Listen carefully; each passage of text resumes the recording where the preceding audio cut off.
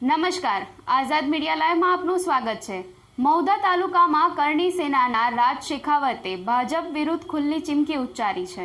ખેડા જિલ્લાના મહુધા તાલુકામાં આવેલા ભૂમસ ગામમાં ક્ષત્રિય અસ્મિતા મહાસંમેલનનું આયોજન કરાયું હતું, જેમાં હાજર કરણી સેનાના અધ્યક્ષ રાજ શેખાવતે ખુલ્લી ચીમકી આપી છે।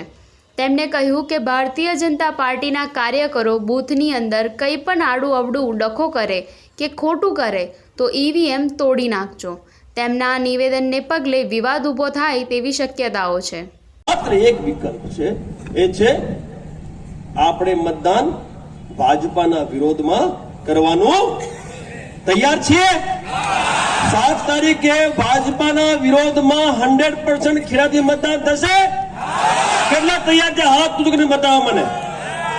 મીડિયાના ભાઈઓ જોઈ લો, તમે તમામ મીડિયાને કહું છું, કેમેરા તો ભરાવજો, તમામ હાથ ઊંચા છે।